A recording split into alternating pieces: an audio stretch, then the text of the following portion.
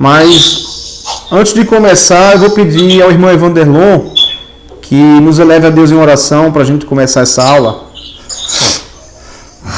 Estão me ouvindo, né? Positivo.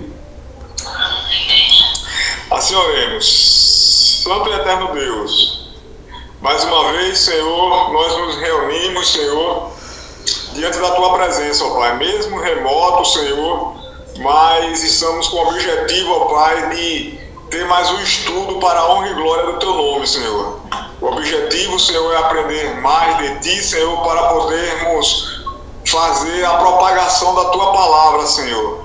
Nos ajuda, Senhor, nos dá entendimento, Senhor, mesmo em distância, ó Pai, eu sei que o Senhor está conosco, Senhor. Nos ajuda a ter entendimento e sabedoria. Abençoa, Senhor, o presbítero Sandro, que está à frente desse estudo, e como nos abençoa também, Senhor. Esteja conosco, em nome de Jesus. Amém. Amém. Amém. Louvado seja Deus. Então, hoje a gente vai iniciar a segunda aula. E como eu falei na aula passada, a gente vai começar definindo os termos.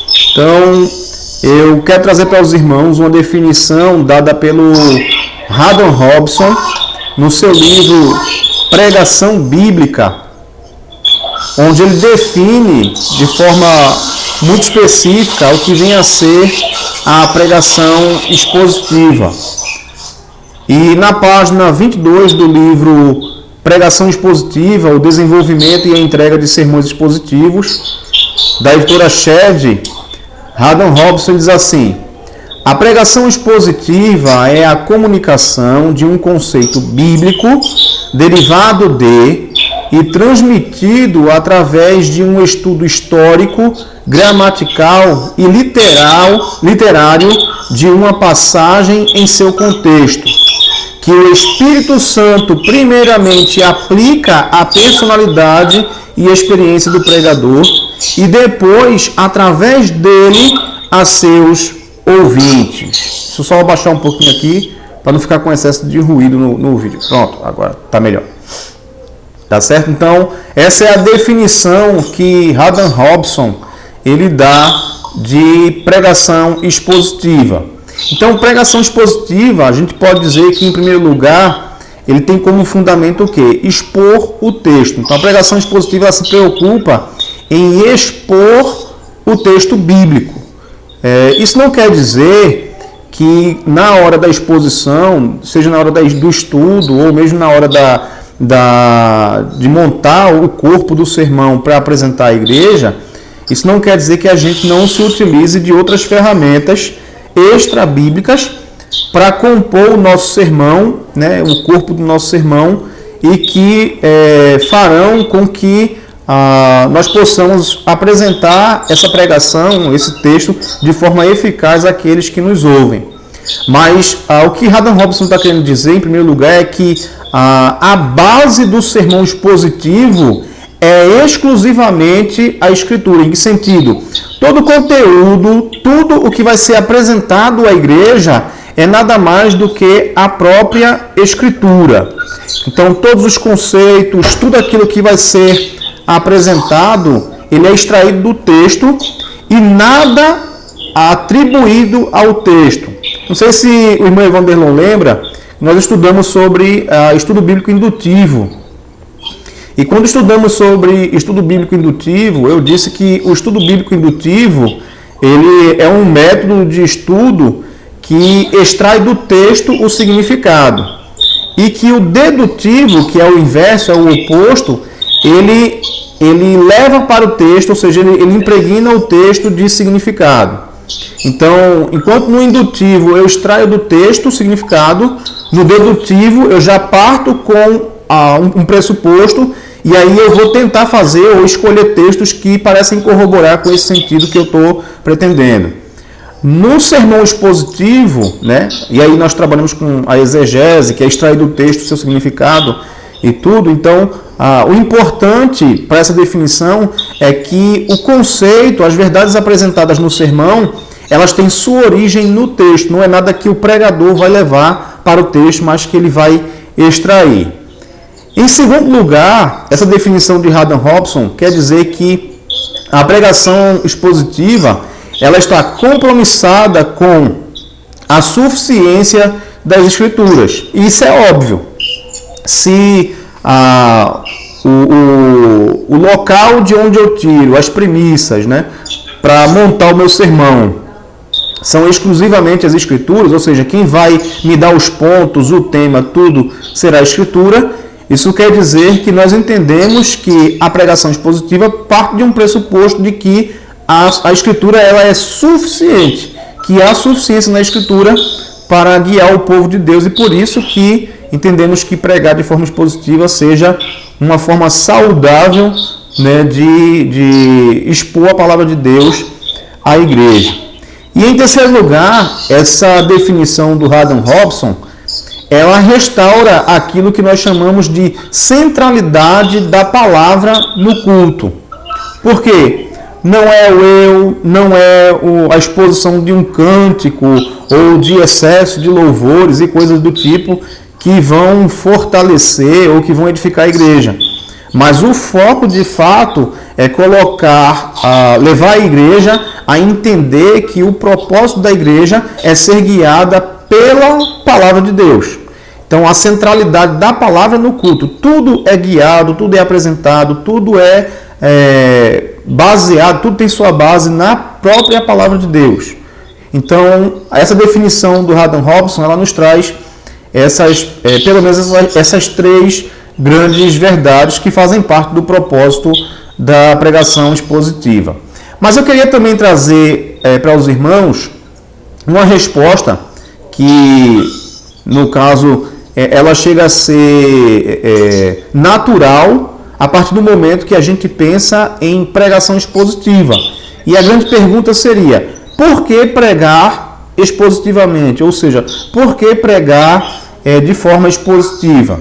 E aí eu vou me utilizar de uma citação do livro do reverendo Hernandes Dias Lopes, Pregação Expositiva, Sua Importância para o Crescimento da Igreja, onde o reverendo Hernandes ele diz o seguinte: a volta à prática da pregação expositiva em um período marcado pela superficialidade no púlpito e pelo analfabetismo bíblico nos bancos das igrejas é necessidade urgente.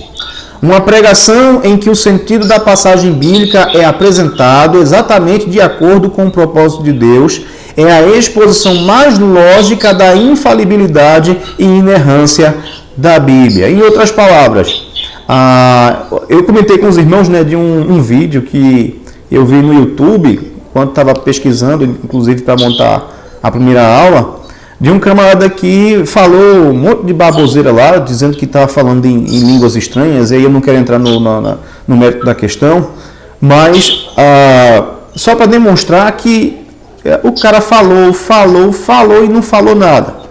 E quando a gente pensa em pregação, e quando a gente vai para o Novo Testamento, muito especificamente, por exemplo, nos escritos de Paulo aos Coríntios, por exemplo, né, onde ele faz aquele contraponto entre a profecia e o dom de línguas, nós percebemos que a profecia, no sentido de expor, de ensinar a palavra de Deus, ela tem sua maior relevância pelo fato de que as pessoas que ouvem a palavra de Deus, elas devem ser capazes de entender, ou seja, o expositor ou aquele que apresenta, que prega, ele deve expor de forma clara e objetiva para que as pessoas entendam, porque aí sim é que há edificação da igreja. Irmã Vanderlon, pode falar. Quando o senhor fala na forma de profetizar, isso quer dizer que é fazer a forma expositiva da palavra do Senhor, não é isso? Positivo. Profecia dentro do contexto neotestamentário e até no Antigo também, se os irmãos observarem, o ministério dos profetas não era restrito e muito menos tinha como foco adivinhar o futuro. Pelo contrário, era exatamente trazer o povo ao arrependimento, era demonstrar, apontar para a vontade de Deus. Então, no Novo Testamento é da mesma forma. Por isso que o apóstolo Paulo diz que o ideal é que os irmãos buscassem o quê? Profetizar de fato, isso na palavra de Deus. Por quê? É através do ensino da palavra de Deus que a igreja vai conhecer a vontade de Deus, vai corrigir os seus erros, e aí também aqueles que ouvem, inclusive, que vêm de fora, eles serão confrontados pela palavra de Deus e serão convertidos pela palavra de Deus. Coisa que o dom de línguas, né, inclusive naquele contexto do apóstolo Paulo, a não ser que fosse interpretado, não tinha o poder de fazer. Então, a pregação da palavra, ela serve à edificação da igreja, edificação dos membros, né, do corpo de Cristo. Então, esse é o propósito da pregação. Por isso que o reverendo Hernandes, nessa citação, ele diz assim, que uma pregação em que o sentido da passagem bíblica é apresentado exatamente de acordo com o propósito de Deus, é a exposição mais lógica da infalibilidade e inerrância da Bíblia. Certo? Então, a Bíblia ela é infalível, porque ela apresenta a vontade de Deus aos homens para a salvação. Então, a partir do momento que o pregador ele se dispõe a pregar a vontade de Deus, aquilo que já está revelado, exposto nas Escrituras, ali está exposto, né, a crença de que a Bíblia ela é infalível naquilo que ela foi entregue, o Senhor entregou ela com um papel e ela cumpre esse papel, e que ela é inerrante, né, porque ela apresenta a vontade perfeita do nosso Deus. Tá certo? Mais alguma pergunta, Diácono Evanderlon? Tudo bom aí, Celso? Tá tranquilinho, né?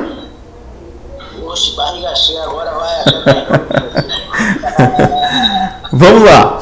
Então, a pergunta continua. Por que pregar expositivamente? E de acordo com a resposta dada pelo reverendo Hernandes, eu gostaria de citar aqui pelo menos 4 motivos por que nós devemos pregar de forma expositiva. Em primeiro lugar, a pregação expositiva ela restaura a pregação na igreja. Então, essa questão de que a centralidade do culto, né, na maioria das igrejas contemporâneas, ela está no louvor, está em qualquer outra coisa. Né? Aliás, naquilo que se chama de louvor, né? Está em qualquer outra coisa, menos na pregação.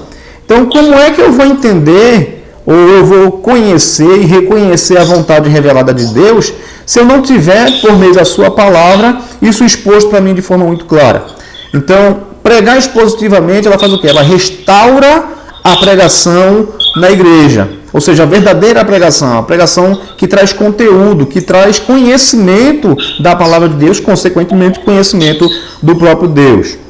Em segundo lugar, a pregação expositiva, ela anula os métodos subjetivos místicos. Ou seja, aquele negócio de o Senhor manda te dizer, esse tipo de coisa que é subjetivo, né, tem levado muitas pessoas a erros. E aí também eu não vou querer entrar no mérito da questão, porque certamente alguns irmãos, eu vou postar esse vídeo, certamente alguns irmãos que creem nesse tipo de movimento vão se sentir ofendidos e não é o intuito da aula. O intuito da aula é apresentar a pregação expositiva. Então, esse tipo de movimento que, ao invés de agregar, de instruir as pessoas, ela acaba por ser um movimento subjetivo, onde você não tem como ter certeza daquilo que está sendo dito. Normalmente como surgem, por exemplo, as seitas. Né? O camarada falou algo que é subjetivo e a palavra dele vale porque é algo que não tem como ser conferido, a não ser que de fato venha a se concretizar, ou mesmo por artimanha do diabo venha a se concretizar. Né? Mas a pregação expositiva ela anula esses métodos subjetivos. Em terceiro lugar, a pregação expositiva ela se preocupa, ela trata em restaurar a autoridade da Bíblia. Pode falar, Diácono Evanderlon.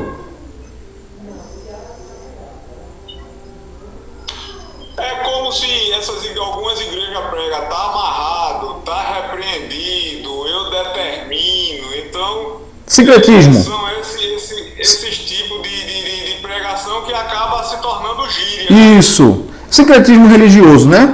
Onde eles adequam ou colocam coisas que não fazem parte do evangelho, não fazem parte da pregação, daquilo que a igreja entende desde a história, né? E que acaba se tornando, como o senhor disse, né? Uma gíria ou um bojo. Não tem base. Não tem base, né? Eu acho engraçado porque, assim, em muitas coisas eu acho o Grande Conato bem ignorante. Mas ele fala, sabe, quem foi e com respeito à palavra, quem foi o imbecil que disse que dizer tá amarrado é uma palavra mágica que vai amarrar o diabo? Ele disse, qual é a base que se tem para falar isso? E, assim, por ignorante que ele seja algumas vezes, com todo respeito a ele, concordo com ele em muitos pontos, mas ele tem razão, de fato, né? Onde foi que você aprendeu isso? Né? Que eu vou dizer, tá amarrado, e não existe base bíblica para esse tipo de coisa, né? E a pregação expositiva, né, por tornar claro aquilo que a Escritura está falando, ela torna nula esse tipo de movimento dentro da igreja. Né? Por isso que quando você toma gosto por estudar a Escritura, né, você se passa a ter muito mais, vamos dizer assim, afinidade com um tipo de pregação como uma pregação expositiva. Por quê? Porque ela traz conhecimento.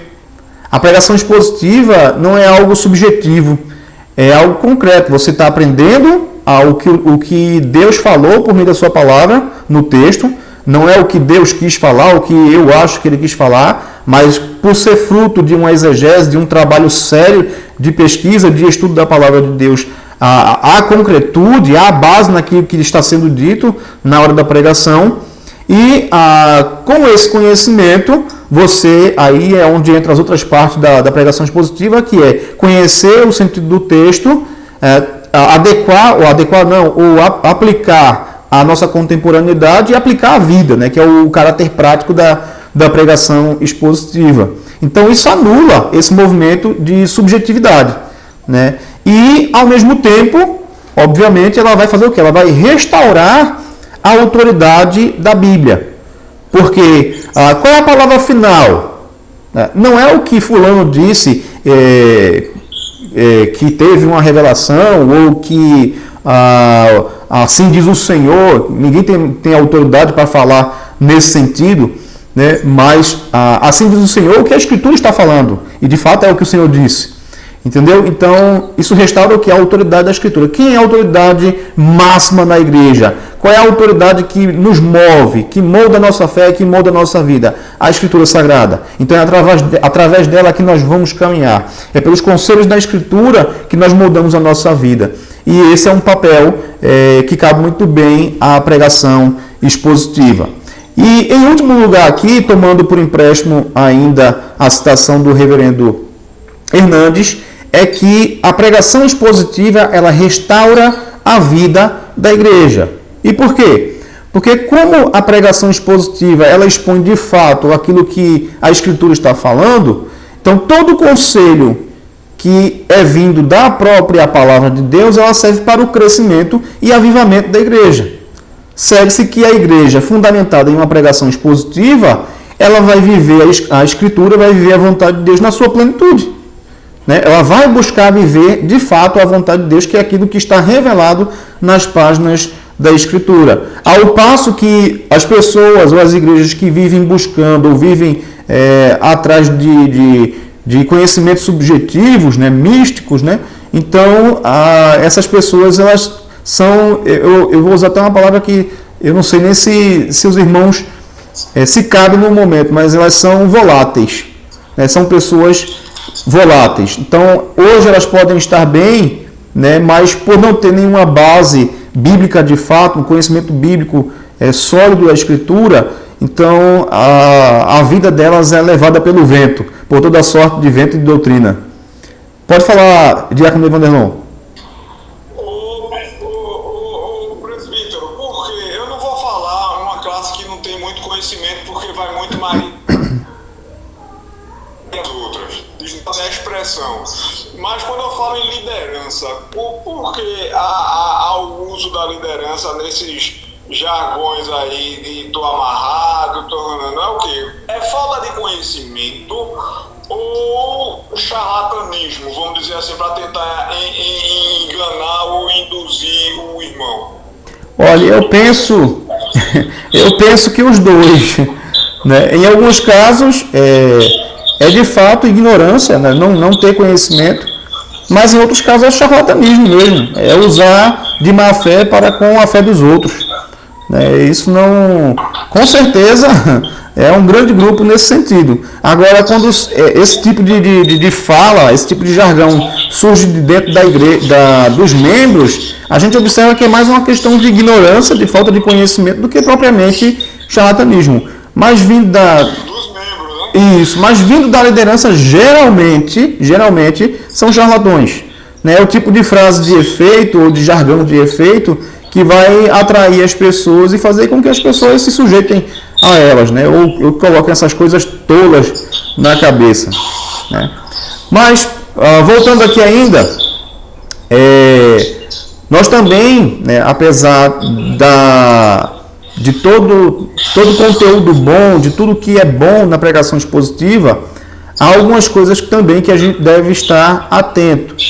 Então, nós devemos ficar atentos quando estudamos homilética E aí eu gostaria de expor aqui 4 motivos que devem nos deixar atentos quando estamos estudando homilética, porque às vezes, e aí tem até um jargãozinho no meio evangélico também, que o pessoal diz que quando se estuda teologia se esfria na fé ou perde a fé, né? E não é verdade, eu não penso dessa forma. Mas há de se ter cuidado ao estudar, não porque vai se perder a fé, nada disso, mas porque à medida que você alcança certo grau de conhecimento, você passa a se tornar um pouco ignorante, ou desprezar um pouco aquela falta de conhecimento que você tinha antes e que, consequentemente, é compartilhado por outros.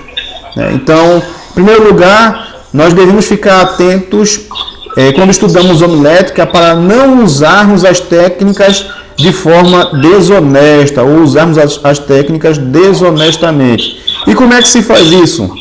O camarada tem um conhecimento homilético e aí ele usa as técnicas de pregação, inclusive de persuasão, para induzir ou conduzir as pessoas ao invés de no caminho em que o texto de fato aponta, mas conduzir as pessoas em outra direção, simplesmente por charlatanismo, que foi aquilo que o senhor falou anteriormente. Então são pessoas desonestas, mal intencionadas, que usam o conhecimento que absorvem para induzir, conduzir e enganar as pessoas, as pessoas mais simples dentro da igreja. Um outro motivo pelo qual nós devemos ficar atentos é para não nos confiarmos nas técnicas e abandonarmos a oração. Então o camarada ele se torna, e aí eu vou repetir inclusive uma coisa que eu ouvi no seminário, de um colega no seminário, e é verdade o que ele disse, que às vezes a gente se acostuma com o sagrado. Eu acho que eu comentei isso com vocês na aula anterior.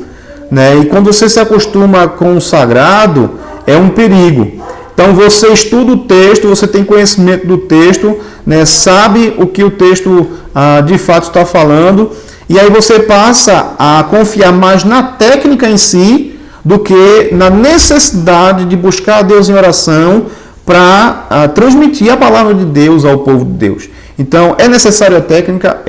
Mas nós não podemos abandonar a nossa vida de piedade.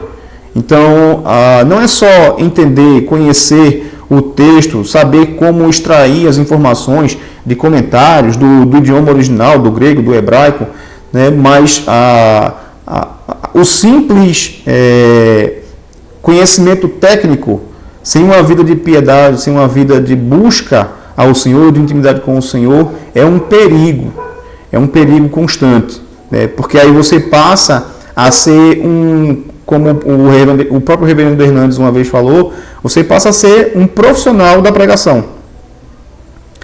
Você vai lá, constrói um sermão, porque você já se acostumou com isso, então é muito simples para você. E aí você, por conhecer a técnica, vai lá, elabora o sermão e você vai lá e apresenta, usando uma linguagem até um pouco mais forte, você vomita na igreja todo aquele tecnicismo que você aprendeu no seminário, ou aprendeu em algum lugar, e aí constrói o sermão e joga na igreja essa técnica toda, sem nenhum final em si, sem nenhum propósito piedoso. Isso aí é um perigo, tá certo? Um outro perigo é não nos tornarmos ouvintes críticos, e é aquilo que eu falei um pouco anteriormente, de você, e aí eu confesso aos irmãos que eu já passei por esses meandros aí, né, de chegar na igreja, né, e não só, e aí eu digo, não na igreja presbiteriana propriamente dito, mas também posteriormente na igreja presbiteriana, mas antes até da igreja presbiteriana, de ir ao culto e não conseguir cultuar, porque quando o pregador abria a boca para falar, e de fato ele falava coisas absurdas, né, não na igreja presbiteriana, em uma outra determinada denominação, e aí eu não conseguia cultuar porque eu entendia o texto, observava a pregação do camarada e entendia que estava tudo errado do que ele estava falando, mas aí eu me tornei um crítico, um ouvinte crítico, em buscar de fato os defeitos para bombardear, né?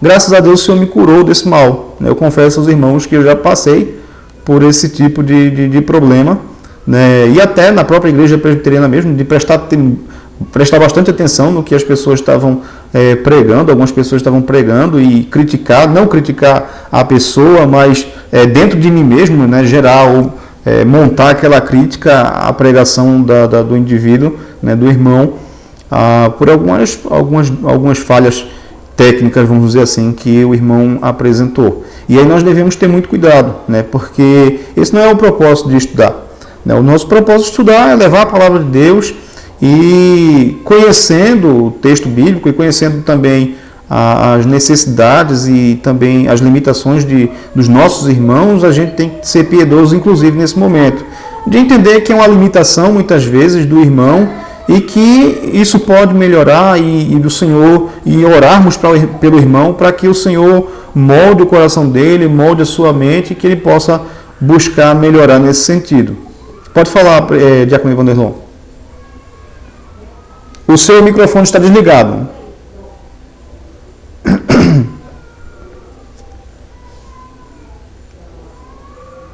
Está desligado o microfone. O senhor falou agora, eu me lembrei de alguma situação, por exemplo, talvez fuja até do que o senhor está falando, né, da situação, porque o senhor foi para uma igreja evangélica, genuinamente evangélica, vamos dizer assim, mas quando a gente recebe os testemunhos de Jeová, que não tem nada a ver, que é uma seita, né? Aí eu fiquei me lembrando agora, o senhor falou, eu fiquei imaginando, em vez de a gente tentar, claro que a gente vai mostrar o evangelho correto, o que a Bíblia expõe, mas em vez de a gente, o senhor falou uma palavrinha, de a gente detonar, procurar ele e detonar, a gente poderia também, estou dizendo a gente de uma forma literária, né? A gente poderia aproveitar essa oportunidade e evangelizar a pessoa. Sim, mas aí o contexto é outro, né? É outro contexto. Só que nessa situação o contexto aí é isso, né? Isso. Nesse contexto que o senhor está falando, de alguém que chega de uma seita à sua porta, o que se espera de todos nós é que nós defendamos a fé, que nós, entendeu? Que nós tenhamos capacidade de expor a verdadeira fé, o verdadeiro sentido da palavra de Deus. E ainda assim não é necessário a gente ser ignorante, né? Até porque a gente vai afastar ao invés de aproximar. Então o camarada chegou de uma seita, começou a conversar, eu discordo dele e a gente começa a montar ali um diálogo. Eu não sei se o senhor lembra, eu dei uma palestra na Igreja do Cabo sobre evangelização e eu falei sobre pontos de contato, né? Então esse é um momento maravilhoso para criar um ponto de contato, né? Ponto de contato. Isso. Então aproveitar um momento em que a pessoa tem conhecimento suficiente para criar essa ponte e daí formar um diálogo com essa pessoa.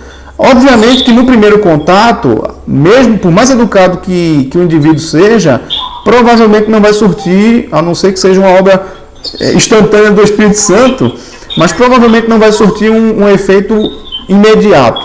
Porque geralmente esse pessoal, quando chega à sua porta, ele chega obstinado. né? Então eles vão fazer de tudo para fugir, para se evadir dos textos, se evadir daquilo que está sendo formulado. Mas aí são contextos diferentes, né? Aqui o que eu tratei agora é o fato de eu ir para a minha igreja ou para a igreja de um irmão, igreja genuinamente cristã, e já ir armado para ouvir o sermão, né? Aquilo que vai ser pregado, de detonar a pregação do irmão. Né? E aí a gente tem que, né, ponderar e ver as condições, né, a própria cultura da pessoa ou do local onde essa pessoa cultua, e entender que há limitações, né, inclusive no nosso meio. A gente sabe muito bem disso. Então, a gente tem que ter cuidado para não se tornar, por causa da técnica, se tornar um ouvinte crítico, de ouvir o sermão dos outros simplesmente para criticar, para detonar. Tá certo? Então isso é muito perigoso. Isso demonstra falta de piedade. Isso demonstra a ausência de piedade. Então, alguém verdadeiramente piedoso, né, por mais que o incomode ouvir certas coisas, ele vai orar, né, vai pedir ao Senhor que conduza esse amado irmão, né, que está pregando, e que possa ajudá-lo a aprender mais, a conhecer mais a palavra de Deus. Tá certo? E uma quarta questão que nós devemos ter cuidado é não nos tornarmos caçadores de sermão. Caçadores de sermão. É o cara que... Você tem um professor que é craque em fazer isso. Tá certo? Então nós não poderemos, temos que ter cuidado para não nos tornarmos caçadores de sermão. O caba já... Até porque, e eu vou dizer uma coisa bem interessante, quando nós lemos a Escritura, nós temos que ter aquela leitura que nós chamamos de leitura devocional. Então, na leitura devocional, você não está preocupado com a estrutura do sermão. A leitura devocional é você lendo e trazendo edificação para si naquele momento, com cânticos, com orações, né? E aí você não tem essa preocupação de investigar o que é que o texto está falando no grego, tal. É uma leitura devocional, é uma leitura mais simples, mais corrida do texto. Então a gente tem que ter muito cuidado para não se envolver tanto com a técnica e se tornar crítico e caçador de sermão. Aí vamos lá. Outra questão que a gente vai ver agora é a relação entre o texto e a pregação. Então, a pregação relevante trabalha com uma tríade de fatores. E aí, a tríade de fatores é a seguinte. Primeiro, comunicando a palavra de Deus, a pregação usa textos escritos da onde? No passado. Então, os livros mais jovens da Bíblia têm 2000 anos de idade. Os mais jovens, né? Então, nós trabalhamos com o quê? Nós estamos comunicando a palavra de Deus e estamos pregando usando textos que foram escritos há muito tempo no passado. Então, existe essa relação entre a pregação e o texto, né, com respeito ao tempo em que o texto foi escrito, em que a revelação foi entregue e o tempo em que nós estamos pregando. A segunda relação... Oi? A intercontextualidade, né? Isso, exatamente. Exatamente. Isso. Então, é exatamente o segundo ponto, né? Então, qual a outra relação? Contextualizando a palavra de Deus para trazer a aplicação ao momento atual, ela se ocupa com o quê? Com o presente. Então, eu tenho um texto que foi escrito há muito tempo atrás e eu vou trabalhar com esse texto. Então, eu preciso entender o significado desse texto naquele momento. O que ele significava para as pessoas que primeiro ouviram, primeiro receberam esse texto. Entendendo o significado desse texto para eles, eu agora vou contextualizar esse texto, que é a palavra de Deus, continua sendo a verdadeira palavra de Deus, confiável palavra de Deus, inerrante palavra de Deus, suficiente palavra de Deus. E agora eu vou fazer o quê? Eu vou contextualizar essa palavra de Deus para trazer a aplicação ao momento atual. Então ela passa agora a ter um sentido não para o passado, mas ela passa a ter um sentido para o quê? Para o presente. Então não é só um texto que ficou no passado, ou que está lá no passado. É um texto que tem aplicabilidade presente, no momento em que nós estamos pregando, para as pessoas da nossa época. E em terceiro lugar, desafiando as pessoas a uma mudança de vida, ela se preocupa com o futuro. Então, a relação entre a pregação e o texto bíblico é que o pregador ele tem o desafio de tratar com um texto antigo, aplicar esse texto de forma contextualizada ao hoje, aos irmãos que estão ouvindo hoje, à igreja de hoje, e desafiar essa igreja, conhecendo esse texto, a aplicar em sua vida, ou seja, trazer um fim prático na própria vida. Então, apontando para o quê? Desafiar esses irmãos ao seguinte: olha, uma vez que nós conhecemos aquilo que é a palavra de Deus, nós agora somos, por exemplo, desafiados a agir dessa e dessa forma.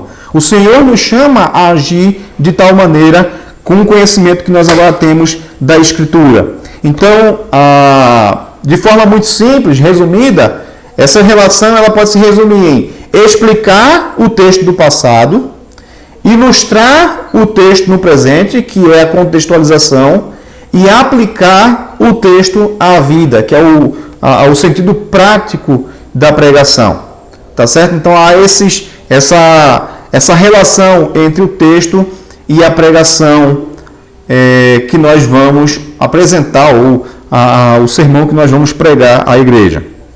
E agora nós vamos começar a ver alguns passos que são necessários a uma boa interpretação, que é exatamente o primeiro pé do tripézinho que a gente acabou de ver, né? Então, no primeiro passo, orar pedindo que a palavra do Senhor nos fale com profundidade, para que, compreendendo-a de forma correta, possamos explaná-la aos ouvintes. Então, envolve técnica, foi isso que eu falei antes, envolve técnica, né? Existem ferramentas, existe método que nós utilizamos para pesquisar e compreender e entender o texto. Mas, além da técnica, existe todo aquele sentido, aquele sentimento piedoso de necessidade. Eu necessito da operação soberana do Espírito Santo. Caso contrário, não adianta a técnica. A técnica não é o suficiente se eu não for iluminado pelo Espírito Santo para, de fato, entender. Eu posso até compreender o que o texto está falando, mas se o Espírito Santo não mover meu coração, esse entendimento, né, por mais que eu tenha consciência dele, ele não significa nada para mim. E daí, obviamente, se ele não significa nada para mim, eu não vou entender que ele significa nada para a igreja. Então, nós temos a necessidade, mesmo conhecendo o método, conhecendo a técnica, a necessidade de nos submetermos à vontade de Deus, à soberana vontade de Deus, para que não só possamos conhecer de forma apropriada, mas que possamos nos apropriar do conhecimento que nós temos da Escritura, do texto. Então, uma outra questão nesse primeiro passo é que nós devemos ler o livro e o texto o máximo de vezes possível, todas as traduções ao alcance. Então, isso na língua portuguesa, por exemplo, nós temos uma gama muito boa, né? Várias traduções muito boas que podem ser utilizadas para a gente comparar o texto e ver certas nuances de uma tradução para a outra. Isso é importante, porque quando a gente lê os textos, né, repetidas vezes e em traduções diferentes, a gente vai perceber palavras ou sentidos possíveis no texto que vão acender aquela lâmpadazinha, né, a lanternazinha, e vai dar aquele gatilho para que a gente investigue melhor esse texto. Outra coisa, anotar os vocábulos e expressões que mais se destacam, comparando-os com as traduções lidas, usando também uma chave linguística. Então, isso tudo é ferramenta que a gente utiliza. Então, anotar os vocábulos e expressões que mais se destacam. Vou dar um exemplo. Um texto que Celso pregou recentemente em Hebreus 11, se não falha a memória, não foi, Celso? Então, a palavra que se repete lá diversas vezes, fé. Então, essa palavra é muito importante naquele texto. Qual é o meu dever? Investigar. Então, esse é um dos passos. Então, além disso, a chave linguística, né, outras ferramentas. O que a palavra fé pode significar em diversos sentidos? É uma palavra polissêmica, ela não tem um sentido só. Então, fé significa confiança, significa um corpo de doutrinas. O que de fato ali significa a fé? É um sentimento. Então, você tem que se ocupar em fazer essa pesquisa, uma vez que você observou que há essa palavra importante que se destaca, entre outras. É só um exemplo que a gente está dando. Em quarto lugar, nós devemos meditar profundamente no texto, anotando as verdades e desafios que mais se destacam. Então, nesse sentido aqui, é quando a gente compreende o texto. Então, você compreendeu o texto e aí você vai meditar o quê? Nas verdades e desafios que o texto ele está destacando, que ele está apontando. Então, o texto está dizendo que eu tenho que me arrepender, então eu tenho que orar e meditar nesse sentido. Por quê? É a partir dessa perspectiva, né, e me apropriando da verdade do texto, como sendo a verdade do texto para mim, Deus está falando primeiramente à minha pessoa, que eu vou comunicar à igreja esse sentido de forma apropriada. Por quê? Eu não estou falando somente a terceira, apontando o dedo, mas antes de apontar para os irmãos a necessidade de arrependimento, a necessidade de busca de conhecimento, de santificação, ou de qualquer outro sentido, qualquer outra verdade que o texto me traga, eu já terei me apropriado dessa verdade para a minha própria vida antes. Então, o sentido... vocês podem observar que quando você tem domínio, ou quando algo faz parte de você, você consegue compartilhar isso de forma muito mais tranquila. Por exemplo, o diácono Evanderlon tem informação na área de segurança do trabalho, não é isso? Então, o senhor fala de segurança do trabalho com uma propriedade que eu não tenho, por exemplo. Por quê? Isso faz parte do seu conhecimento, é uma coisa que o senhor se apropriou, um conhecimento que o senhor tem, né, algo que é aplicado à sua vida e por isso o senhor tem muita franqueza para falar a respeito. Então, quando você estuda o texto, você entende a verdade do texto, você aplica a sua vida, você vai comunicar isso à igreja de forma muito mais genuína, muito mais tranquila. Porque é algo que já está aplicado a você. Por isso que nós dizemos, né? A primeira aplicação é a quem? É o pregador. Quando eu levo a mensagem para a igreja, aquela mensagem já tem efeito sobre a minha própria vida. Ou tem que ter efeito sobre a minha própria vida. Tá certo? Então, nós devemos meditar profundamente no texto para entender e viver aquilo que o texto nos revela da palavra do Senhor. Outros passos que são necessários a uma boa interpretação. Preparar um esboço analítico de cada verso, destacando o sujeito, verbos e complementos. Essa é a parte mais técnica, de fato, do sermão, ou do estudo, né, ainda é a preparação. Por quê? Aqui é onde a gente vai se preocupar, por exemplo, com a parte da estrutura do texto, né? Como é que o texto está estruturado, né? Então, nós vamos destacar o sujeito, os verbos, os complementos, para entender a estrutura do texto propriamente dito. Depois, nós temos que considerar o gênero do texto em estudo, o gênero literário. É uma parábola, é um evangelho, é uma narrativa, uma poesia, ou seja, nós temos que entender que tipo de texto estamos abordando, para que aí a gente possa abordar o texto com as ferramentas ou com as técnicas que são apropriadas para interpretar esse tipo de texto, né? Se os irmãos depois tiverem curiosidade, procurem um vídeo que está no meu canal, onde eu faço uma pequena resenha sobre o livro Entendes o que Lês, do Douglas Sturt e do Gordon Fee, né? Inclusive, é uma ótima leitura, se os irmãos puderem adquirir o livro e ler. É um livro excelente, tá? Então, ajuda muito, muito mesmo. Outra questão, trabalhar uma passagem do Antigo Testamento, interpretando-a à luz do Novo Testamento. Então, quando a gente lê o Antigo Testamento, e aí é uma coisa que eu lembro sempre do reverendo Sivaldo.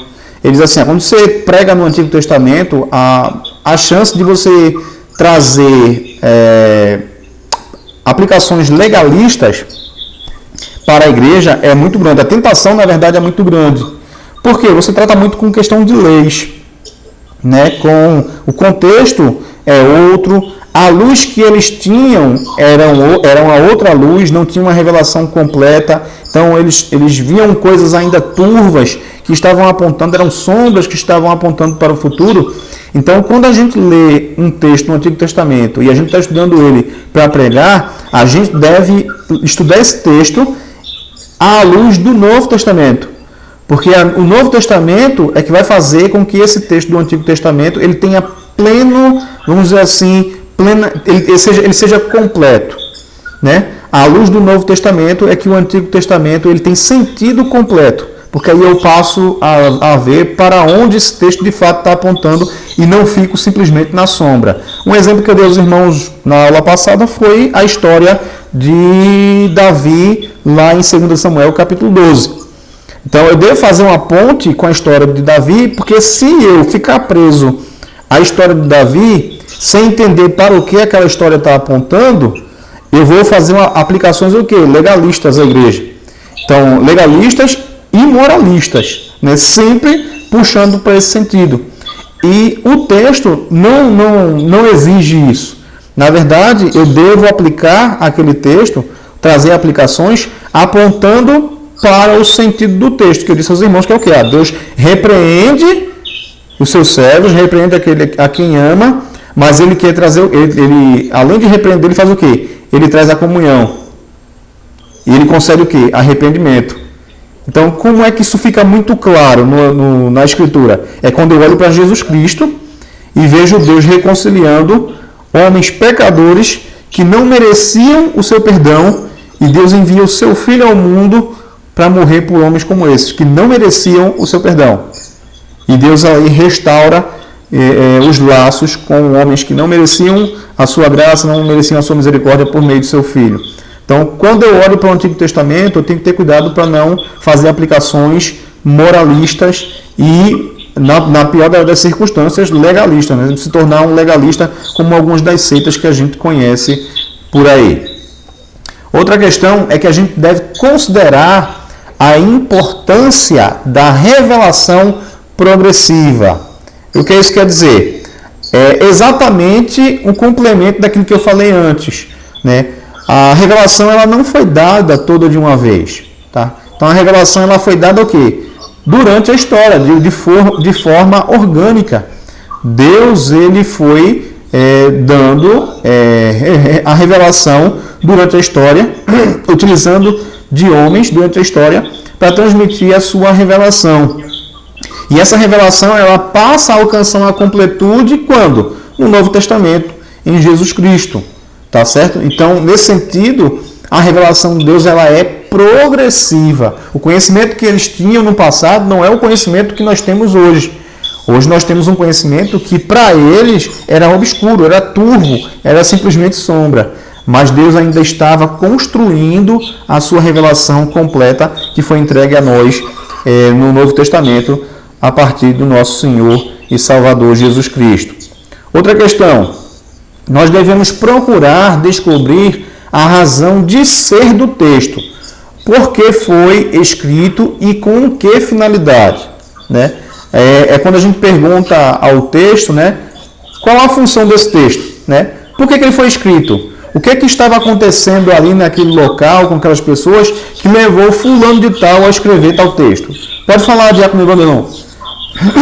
Era só para repetir aí o que o senhor falou, procurar descobrir a razão de ser do texto. Agora, veja só, não se preocupe não, porque eu vou disponibilizar esse slide para vocês no grupo, viu? Pode ficar tranquilo. E outra questão é que nós devemos buscar bons comentários bíblicos. Celso já fez um textão ali já. Nós devemos buscar bons comentários bíblicos para pesquisar, para estudar. É aquilo que eu falei. O conteúdo da nossa pregação é o texto, mas nós utilizamos sim outras ferramentas para que possamos nos aproximar do texto. Por exemplo, eu não sou arqueólogo, mas tem informações arqueológicas, geográficas no texto que eu preciso prestar atenção. Eu vou buscar o quê? Um comentário de quem entende do assunto. Né? Por exemplo, o diácono Vanderlon não tem conhecimento de grego, mas tem termos no grego lá no texto que precisam ser observados. Como é que ele faz isso? Ele pega um comentário bíblico, um bom comentário bíblico, e ali o comentarista ele vai discorrer sobre aqueles termos que estão sendo tratados ali no texto bíblico. Entendeu? Então são ferramentas que a gente utiliza de pessoas que são muito competentes naquilo que fazem, naquilo que fizeram, e que nos ajuda a ter um conhecimento mais apropriado daquilo que o texto está falando. E por fim, isso aí eu estou falando por fim, é nos passos necessários a uma boa interpretação, tá?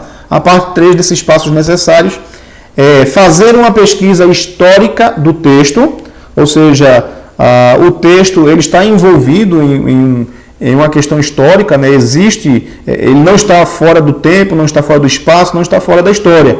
Então nós devemos conhecer a história por detrás do texto, o pano de fundo histórico. Buscar os detalhes geográficos relacionados com o texto. Né? Um exemplo, né? Jesus curou o cego, foi na entrada, foi na saída de Jericó, como é que foi a situação ali, entendeu? O êxodo, né? A caminhada do pessoal, sair lá do Egito, né? Tem que conhecer a geografia daquela região. Então, a gente tem ferramentas para buscar esse tipo de conhecimento, e é necessário. Pesquisar o porquê da localização do texto na Bíblia, ou seja, por que o texto está localizado onde está. Os irmãos sabem que a nossa Bíblia ela não está organizada de forma cronológica, né? Então, quando a gente pega um texto, por exemplo, vou dar um exemplo bem claro. Você pega as cartas de Paulo, se você observar, elas estão todas reunidas uma próxima à outra. Estão todas organizadas bem próximas. Esse é um exemplo. Mas quando você vai lá em Filipenses, por exemplo, no capítulo 3, você vai observar que Paulo ele vai fazer uma exortação aos irmãos com respeito a falsos mestres. Agora, a pergunta, por que esse texto está onde está? Porque ele está exatamente ali. Aí os irmãos têm que fazer o quê? Ler o que foi escrito antes, ler o que foi escrito depois, para entender o contexto e o porquê que Paulo coloca essa exortação entre esses dois textos. Se os irmãos observarem antes, Paulo ele está recomendando dois servos de Deus. Ele está recomendando a Timóteo e a Epafrodito. E ele está dizendo que esses dois homens são exemplos a ser seguidos na igreja. Então ele usa eles dois como contraste a esses falsos mestres que ele vai falar agora no capítulo 3. Então, a posição desse texto, onde Paulo está exortando sobre os falsos mestres, está exatamente posterior ou seguindo uma exortação dele a como seguir de forma apropriada, como exemplo dos dois irmãos, o irmão Timóteo e o irmão Epafrodito. Então, esse é só um exemplo. Então, você lê o texto dentro do seu contexto e entender como é que esse texto que você vai pregar, ele se encaixa dentro de todo um contexto, né? O porquê que ele está posto exatamente naquele lugar. Perdão. Isso aqui. Escrever um resumo do texto expressando em, no máximo, 16 palavras. Ou seja, eu entendi o texto. Como é que eu resumo esse texto? Eu pego pelo menos 16 palavras e construo um resumo desse texto. Pesquisar em comentários bíblicos e toda a literatura pertinente o que outros pregadores e estudiosos afirmaram sobre o texto.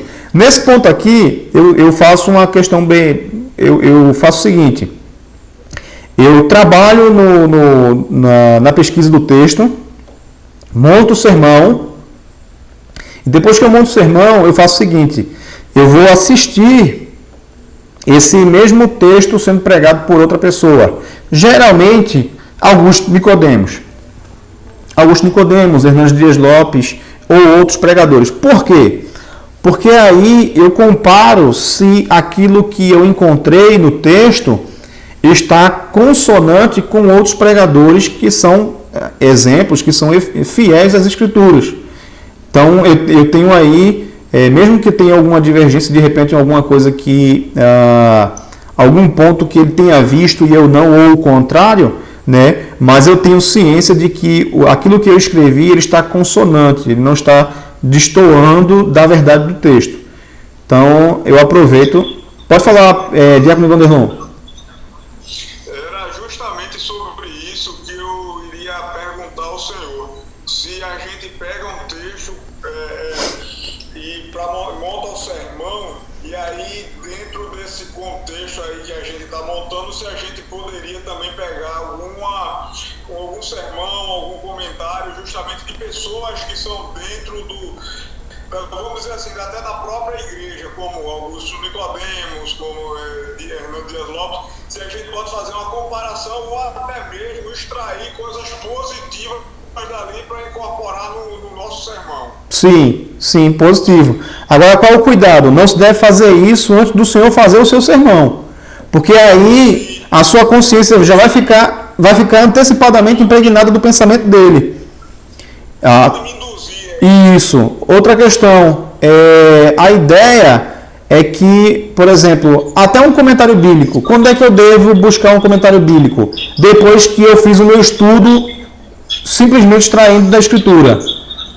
Aí eu vou para o comentário para ver o que é que os comentaristas falam a respeito do texto, né? Mas, em princípio, né, o meu texto, a minha pregação, o meu sermão, a pesquisa tem que ser feita direto do texto. Depois eu vou para um comentário, porque aí a gente vai ver aquelas particularidades de palavras em grego, geografia, aquelas coisas que eu falei anteriormente. Porque se eu for direto para o comentário, o pensamento do comentarista vai impregnar a minha mente. E daí a minha mente ela vai ser governada pelo pensamento dele e não pelo texto. Então primeiro eu tenho que olhar para onde? Para o texto.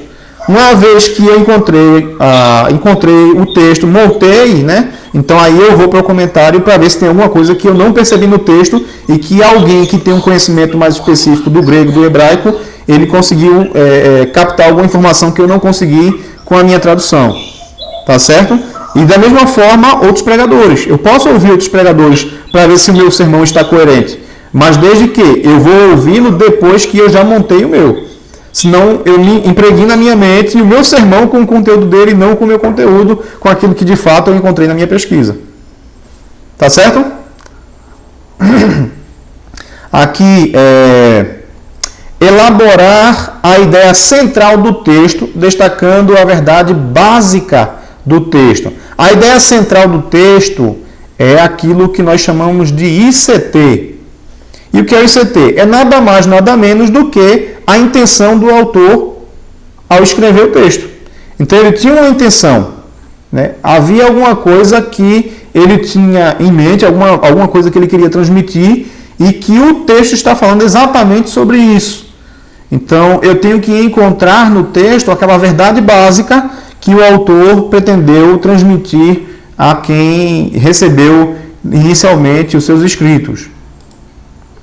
Agora, sabendo que a gente tem que encontrar a ideia central do texto, eu quero apresentar para os irmãos algumas características da ICT, ou seja, a ideia central do texto. Em primeiro lugar, a ICT ela deve ser uma frase com sentido completo.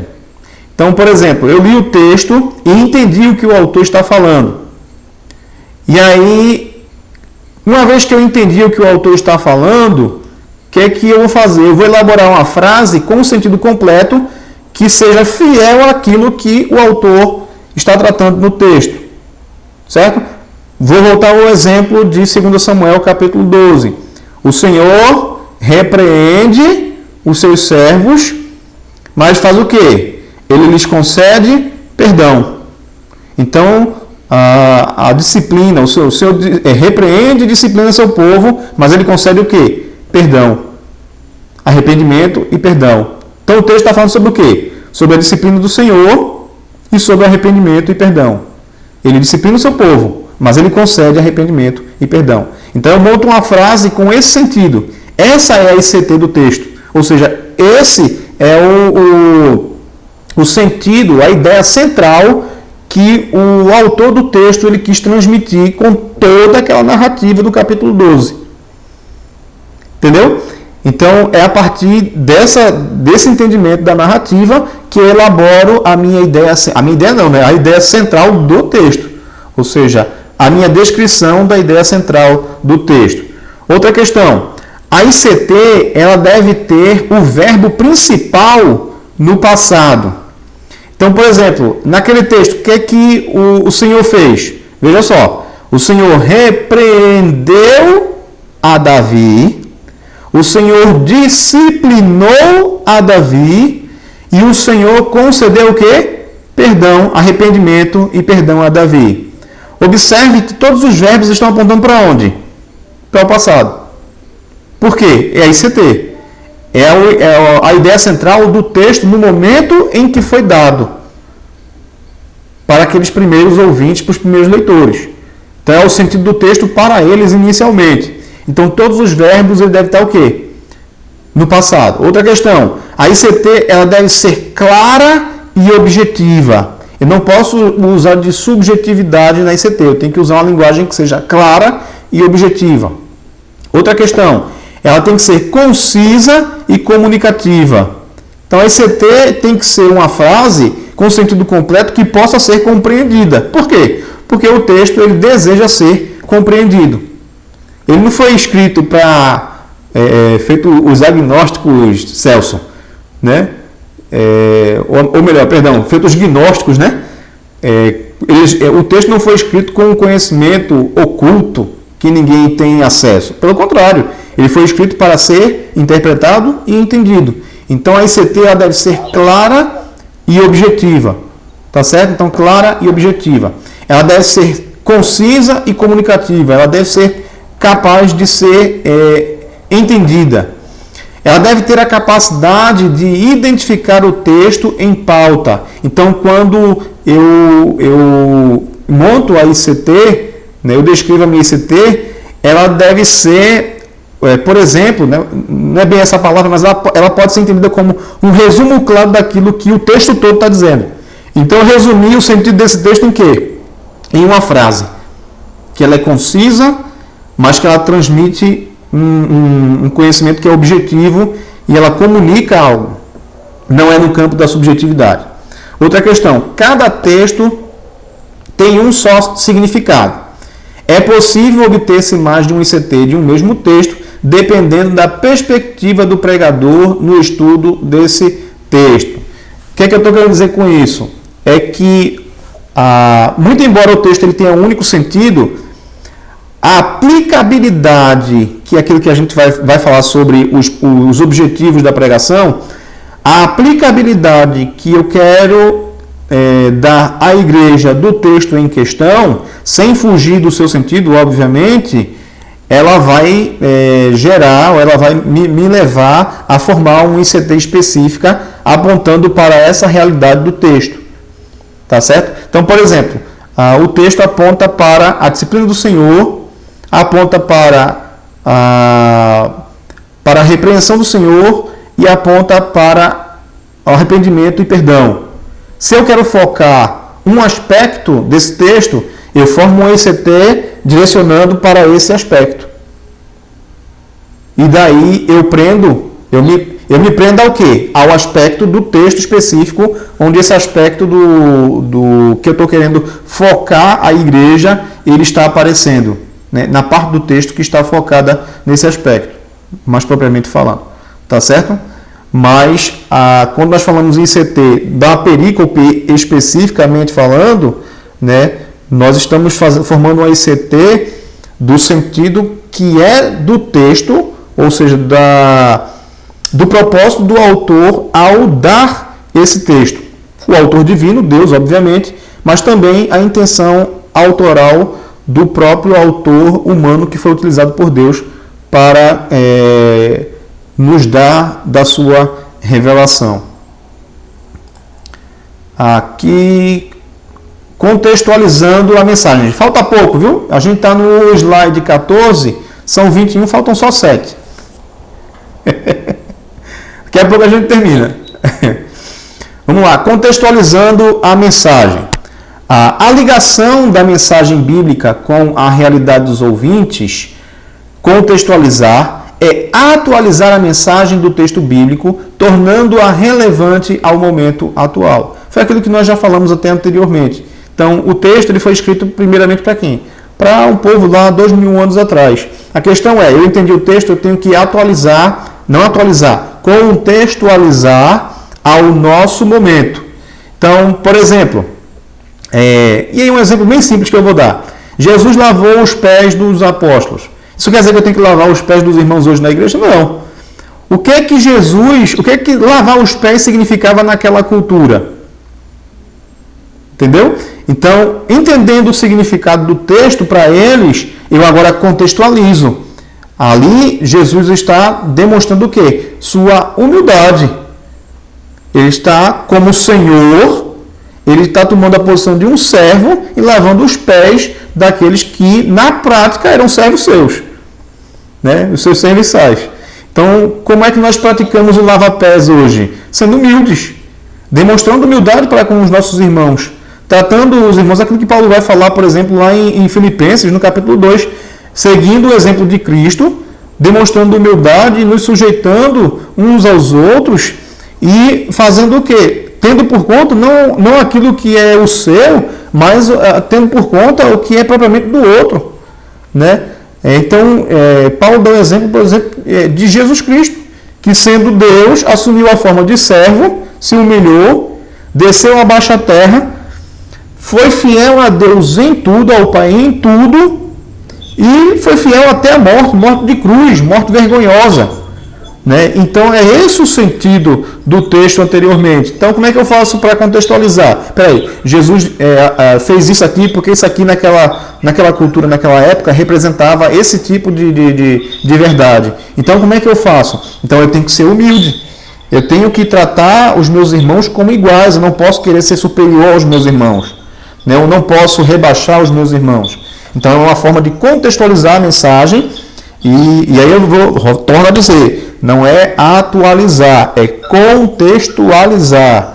A palavra de Deus ela não é atualizada, ela é contextualizada. A verdade que foi exposta anteriormente, ela deve ser aplicada ao nosso contexto hoje. E aí compete a nós clamar ao Senhor, clamar ao Espírito Santo para que nos torne capazes de fazer essa contextualização à palavra de Deus ao nosso momento hoje. Pode falar, Diácono Evanderlon.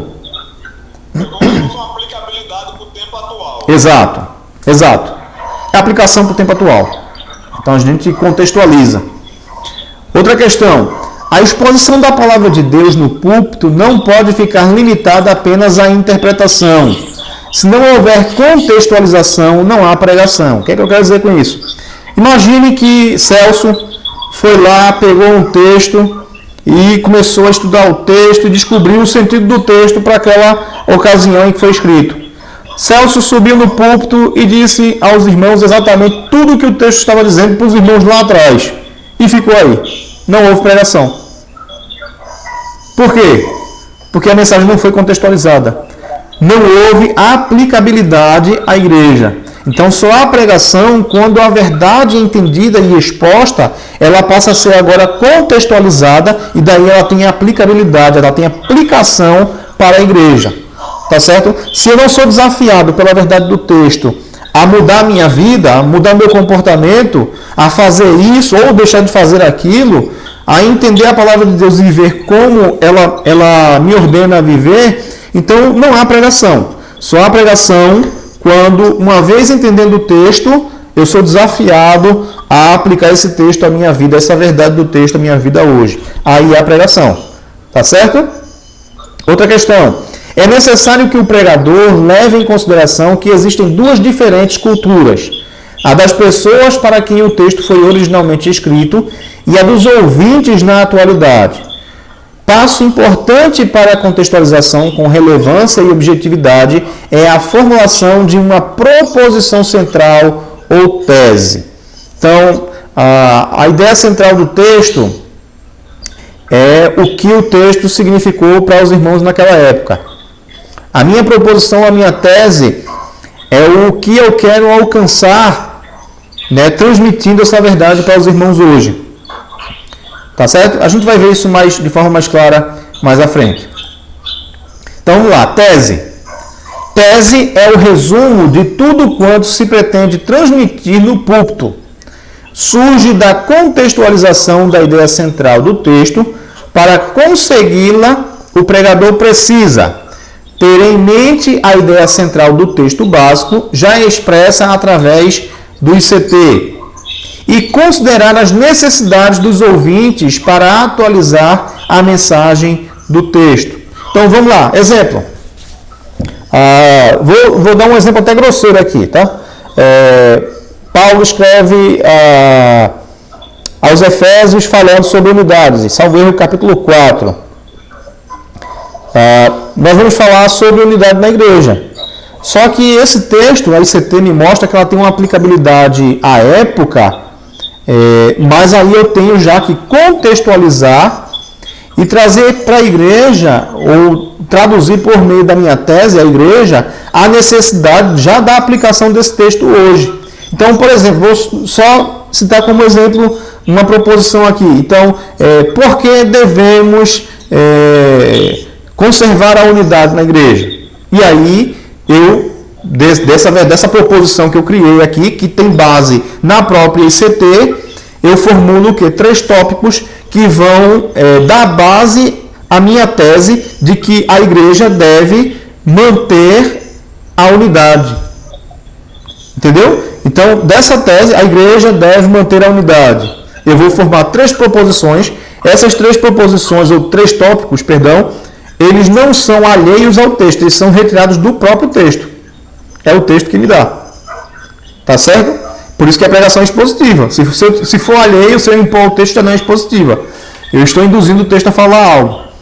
Então, uma vez que eu tenho o ICT, eu pego esse ICT e contextualizo ao tempo presente, e daí eu formulo uma proposição, ou aquilo que a gente chama de tese. E daí, do próprio texto, eu exploro os pontos que o próprio texto me dá, onde eu vou dar base a essa proposição que eu apresentei à igreja. Tá certo? Então, outro exemplo que no final, a gente vai explorar aqui 2 sermões, parte de 2 sermões, isso vai ficar muito mais claro para os irmãos. Mas vamos lá. Outra pergunta, como deve ser então a ICT? A tese. A tese deve ser coerente com o contexto bíblico, ou seja, com o contexto do tempo em que foi escrito o texto, dirigida ao momento atual, ou seja, eu tenho que ser fiel ao texto, mas aí eu tenho que fazer o quê? Contextualizá-lo. Então, dirigida ao momento atual, com o verbo no presente. Vocês lembram que o ICT, o verbo tem que ser apontando para onde? Para o passado. A tese não. A tese tem que apontar para onde? Para o presente. Por quê? Porque eu já contextualizei o texto e vou apresentar à igreja. Entendeu? Então, a tese ela deve apontar para onde? Para o presente, para o momento atual. Uma frase com sentido completo, também apontando para o presente. Ela deve ser clara e objetiva, breve e enfática.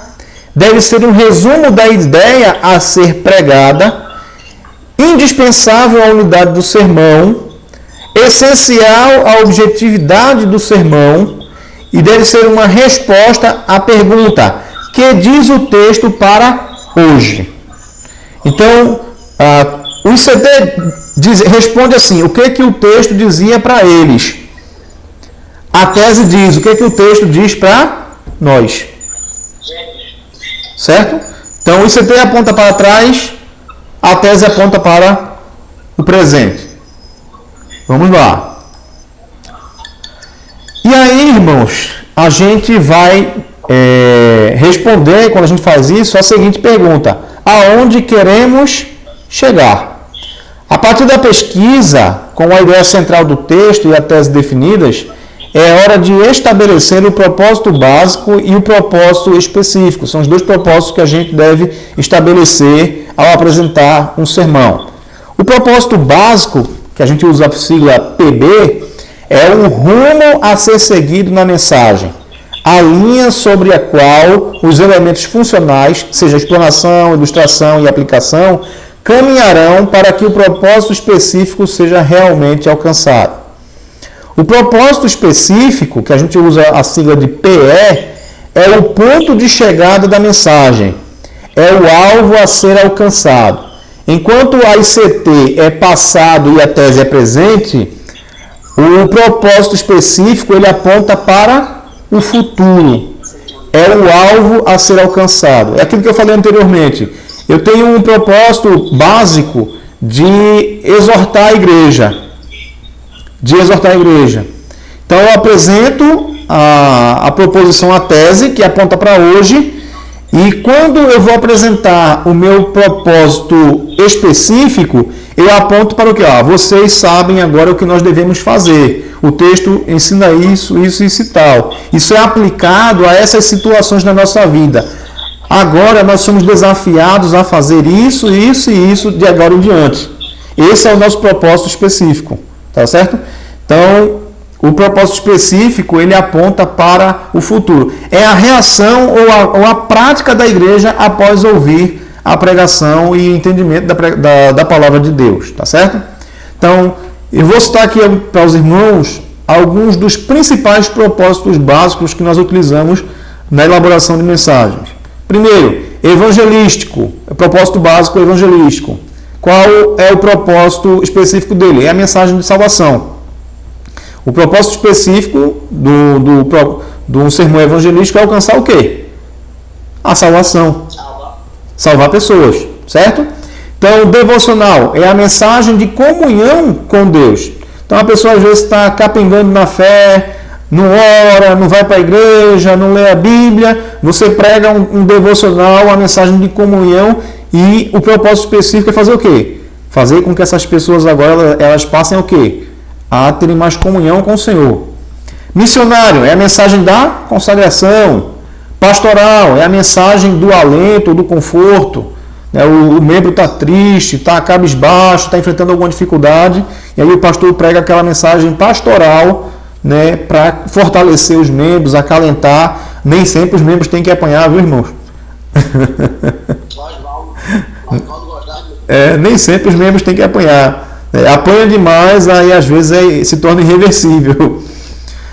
O propósito básico ético é a mensagem do amor ao próximo.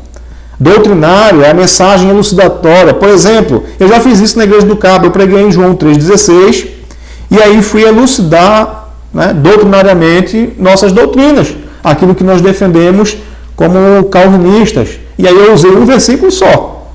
João 3,16. E aí comecei a discorrer. Meu propósito básico foi o quê? Doutrinário. E aí eu tive um propósito específico a alcançar. Demonstrar aos irmãos, muito especificamente ali, a ideia da expiação limitada, dos nossos 5 pontos propriamente ditos. Nós não somos merecedores de salvação. E aí eu comecei a discorrer até chegar na perseverança. Mas aí o propósito básico foi o quê? Doutrinário. Eu queria tratar sobre doutrina, instruir a igreja nesse sentido. E o propósito específico é que a igreja tenha certeza da sua salvação, que não era merecedora, mas o Senhor, ainda assim, pelo seu muito amor, pela sua misericórdia, resolveu salvar pecadores miseráveis que não mereciam a misericórdia de Deus. Gostou, Celso? Subscreve, hein?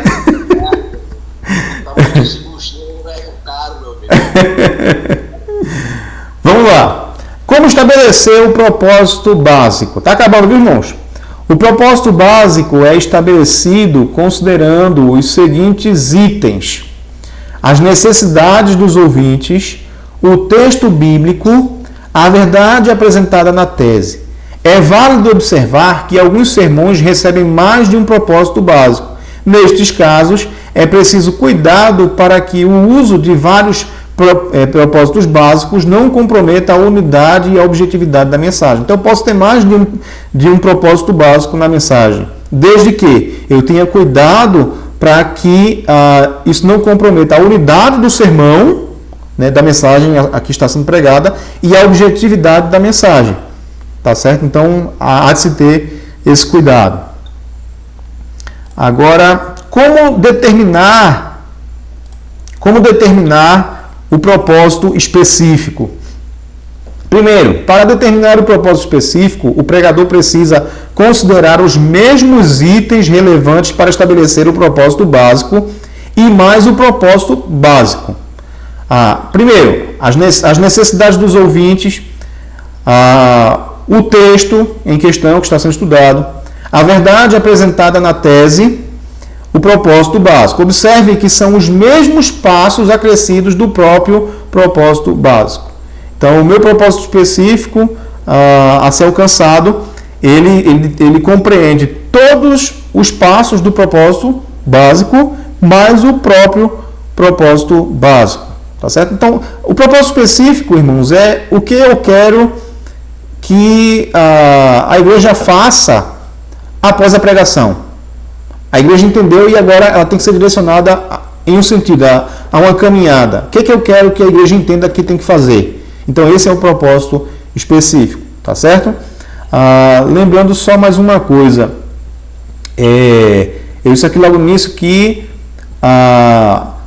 o propósito básico e específico, eles têm que considerar também o quê? As necessidades dos ouvintes. Por isso que é importante ao pregador, principalmente sendo o pastor da igreja, que ele conheça a sua igreja, que ele conheça as suas ovelhas. Porque, e a gente comentou isso, Diácono Vanderlon, outro dia, né? A pregação, ela não é aleatória, ela não é jogada ao vento. O pregador, quando ele sobe ao púlpito, ele tem um propósito em mente quando ele está pregando.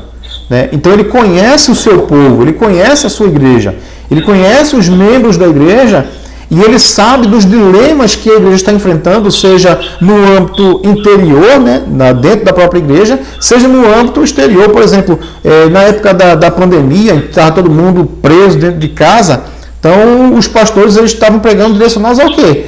A consolar os irmãos, a encorajar os irmãos, porque era um momento difícil, um momento que muita gente estava com medo, muita gente teve depressão, adoeceu. Então os pastores eles tiveram que ter isso em mente para trabalhar esse aspecto na vida da igreja. E esse era o quê? O propósito específico desses pastores. Encorajar, esses irmãos agora têm que ter coragem para caminhar, e mesmo diante da dificuldade, mesmo diante do medo, estarem cientes de que o Senhor está à frente de todas as coisas, que o Senhor ele governa mesmo diante de uma pandemia. Tá certo? Então é necessário que o pregador, especificamente, muito especificamente, se for o pastor da igreja, ele conheça a sua igreja, ele conheça o seu rebanho. Aí pode ter surgido a pergunta na cabeça de vocês: e quando eu sou convidado para pregar em uma outra igreja? Não é isso? Eu já imaginei. Então, quando eu sou convidado para pregar em outra igreja, eu faço o quê? Eu pergunto ao pastor da igreja, de quem eu recebi o convite, se há algum propósito específico que ele deseja que eu pregue na igreja, alguma situação específica ou algum texto específico. Já aconteceu, por exemplo, de eu ser convidado para pregar em uma igreja batista e a pessoa ia dar um culto de ações de graças e ela escolheu um texto que não tinha nada a ver. E aí eu cheguei para ele e disse: olha, eu posso pregar no texto que você me pediu, ou eu posso pregar no tema que você pediu. Agora, o que eu não posso fazer é pregar nos dois, porque o texto não tem nada a ver com o propósito que você quer que eu pregue. Aí ele optou pelo tema e aí eu fui procurar um texto para apontar para um texto que de fato falasse sobre o tema que ele queria que eu falasse no culto, na pregação. Tá certo? Então a gente tem que ter cuidado com isso. Agora, para finalizar, eu vou trazer aos irmãos aqui 2 exemplos de sermões, não a estrutura toda do sermão, só a estrutura inicial. Em primeiro lugar, o texto de 1 João, capítulo 2, versos 15 ao 17. 1 João, capítulo 2, versos 15 ao 17. Já abriu? Pronto. Lê aí, Celso, por favor. Vamos lá. Não ameis o mundo nem as coisas que há no mundo. Se alguém amar o mundo, o amor do Pai não está nele. Porque tudo que há no mundo, a concupiscência da carne, a concupiscência dos olhos, a soberba da vida, não procede do Pai, mas procede do mundo. Ora, o mundo passa, bem como a sua concupiscência. Aquele, porém, que faz a vontade de Deus permanece eternamente. Amém. Pronto. Quando você lê esse texto, você percebe qual é o propósito de João escrevê-lo. Ele está exortando a igreja. Né? E ele está exortando a igreja ao quê? A que a igreja ela não ame o mundo, ou seja, que ela não se comprometa com os valores mundanos. Né? Mundo aí é um sistema, não tem nada a ver com o planeta. Né? E, pronto, já a dica, viu, Diácono Vanderlon? Na pesquisa, mundo, o que significa? Mundo aí não pode significar o planeta, então ele tem outro significado, então eu tenho que pesquisar. Aí o mundo tem outro sentido que está se dirigindo, na verdade, a um sistema, né? Ao sistema mundano, né? O sistema que se opõe a Deus, que é contra Deus ou que busca ocupar o lugar de Deus da sua santa lei. Então o mundo aí são valores que são estranhos à nossa fé, né? Então, o que João está fazendo? Propósito básico: exortação. Né? Propósito específico: o que eu quero que a igreja faça após entender esse texto? Exortar a igreja no sentido de não se comprometerem com os valores mundanos. Ou seja, a partir desse momento a igreja não vai fazer o quê? Ela vai se afastar desses valores mundanos e vai observar os valores que são próprios da fé que uma vez foi dada aos santos. E daí eu determinei um tema, Celso e Evanderlon. O tema é: não ameis o mundo. É a minha tese. Certo? Minha tese: não ameis o mundo. Está no presente. O que eu não devo fazer hoje? Eu não devo amar o mundo. No passado, ICT, João disse o quê? Que eles não deveriam amar o mundo. Minha tese no presente: não ameis o mundo, ou não ame o mundo. Como ele está falando no plural, não ameis o mundo. Aí a gente usa também uma coisa chamada pergunta sermonária. Essa pergunta sermonária é uma coisa que a gente coloca entre um ponto e outro do sermão para marcar a transição entre um ponto e outro. E a pergunta sermonária que eu escolhi aqui foi: por que não devemos amar o mundo? Por que não devemos amar o mundo? Primeiro ponto: por que tal. Por que não devemos amar o mundo? Porque, segundo ponto, tal. E por aí vai. Tá certo? E a minha proposição, a minha tese, que foi o que eu utilizei, é: 3 motivos pelos quais não devemos amar o mundo. 3 motivos pelos quais não devemos amar o mundo. Tá certo? Agora eu vou apontar aqui somente um outro exemplo, lembrando que eu vou mandar esse slide para os irmãos ainda hoje. Daqui a pouco eu mando para os irmãos. Então, um outro exemplo, Diácono Vanderlon, é o texto de Filipenses, capítulo 1, versos 1 e 2. Filipenses, capítulo 1, versos 1 e 2. Quem encontrar, pode ler. Paulo e Timóteo, servo de Cristo Jesus, a todos os santos em Cristo Jesus, inclusive bispos e diáconos que vivem em Filipos. Graça e paz a vós outros, da parte de Deus, vosso Pai e do Senhor Jesus Cristo. Pronto, amém. Vamos lá. ICT, o que Paulo fez aí nesse texto, nesses 2 versículos? Iniciou a conversa, né, com uma saudação. Uma saudação ao... Então no ICT a gente coloca o quê? Paulo saudou aos filipenses. Certo? Qual a tese? Verbo no presente. Paulo saúda aos filipenses, ou os filipenses. Ou saúda a igreja, mais especificamente. Certo? Propósito básico de Paulo ao escrever: pastoral. É só a gente observar o contexto. O propósito básico de Paulo é um propósito o quê? Pastoral. Propósito específico: demonstrar à igreja as características daqueles que possuem a alegria do Evangelho. Propósito específico: demonstrar à igreja as características daqueles que possuem a alegria do Evangelho. O tema: do amado para os amados. A linguagem de Paulo, ela é muito, vamos dizer assim, é aquela linguagem de quem está escrevendo para uma namorada. Né? É uma carta muito amorosa. Né? Paulo, ele tem muito apreço, muito amor a esses irmãos. A gente percebe isso durante toda a carta. Até a bronca dele é mais branda. Proposição. Ô Celso, quando o cara começa a namorar, aí mesmo aborrecido, o camarada não tem coragem de dar uma bronca na namorada. Vamos lá, proposição. 3 características daqueles que possuem a alegria do Evangelho. Eu quero falar sobre 3 características daqueles que possuem a alegria do Evangelho. E aí, eu quero esclarecer uma coisa a vocês. Por que eu usei essa proposição? Porque Paulo está saudando a igreja e ele apresenta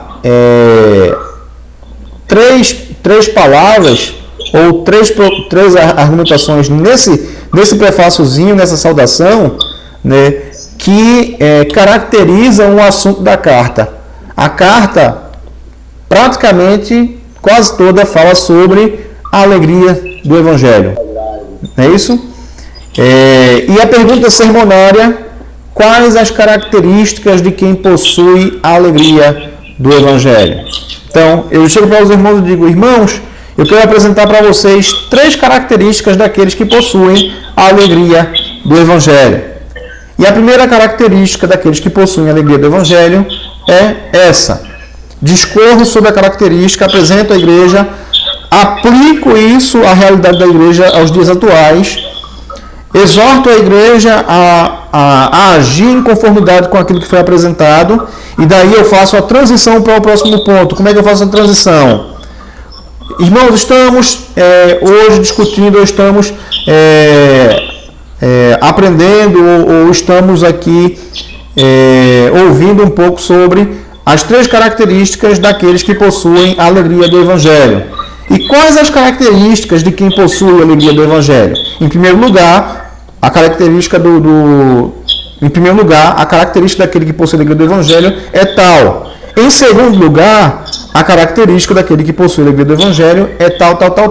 E aí eu digo que está no versículo tal e discorro sobre esse ponto. E daí eu faço a mesma coisa para passar para o terceiro ponto.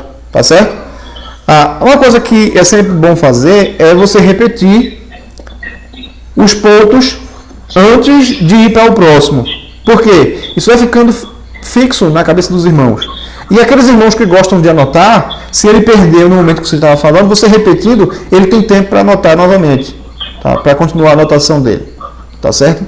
Então é basicamente isso aqui, a nossa aula de hoje. Na próxima aula, a gente vai ter uma aula mais prática. Tá certo? Então, na próxima quarta-feira a gente vai ter uma aula mais prática. E eu espero que os irmãos estejam sendo, de fato, edificados pelo Senhor e que essas nossas aulas possam gerar bons frutos para a glória de Deus, para o seu reino, para o crescimento do seu reino. Amém, meus irmãos? Alguma dúvida? Restou alguma dúvida? Tranquilo e calmo. No momento está tranquilo. Pronto. Qualquer coisa a gente se encontra pelo WhatsApp ou pessoalmente e os irmãos podem tirar as dúvidas, tá bom? Agora eu vou pedir... Sim? Mas não se preocupe não, que vão vir dúvidas virão e aí eu vou aí consultá-lo com certeza. Sim, espero sim. Agora eu vou pedir ao irmão Celso que nos eleve a Deus em oração, agradecendo por esta aula. Oremos. Santo, santo, santo é o Senhor. Queremos te bendizer o nome, Senhor, e agradecer por essa oportunidade ímpar de termos uma aula tão edificante, de termos uma aula onde a tua palavra exposta e estamos aprendendo a expô-la, Senhor Deus, para a igreja e para aqueles que ainda não te conhecem. Dá-nos, Senhor Deus, total aplicação da tua palavra em nossas mentes, em nossos corações, em nossos espíritos, e que possamos a cada dia mais buscar ao Senhor com mais intimidade, com mais comunhão, com mais alegria, com mais sede, para que sejamos instrumentos teus, Senhor Deus, nesse mundo, para levarmos o teu evangelho, Senhor. Em nome do Senhor Jesus, nos dá uma noite de sono reparador. Consagramos a ti, Senhor Deus, o nosso sono, a nossa noite e a nossa quinta-feira, em nome do Senhor Jesus. Amém. Muito obrigado por tudo, por cada um de nós, e que o teu Espírito Santo, Senhor Deus, resplandeça sobre nós a tua face. Que o mundo veja Cristo em nós e sejamos exemplos, Senhor. Amém. É o que nós te pedimos e agradecemos, em nome do Senhor Jesus. Amém, Senhor. Amém. Amém. Como diz nossos irmãos, e amém.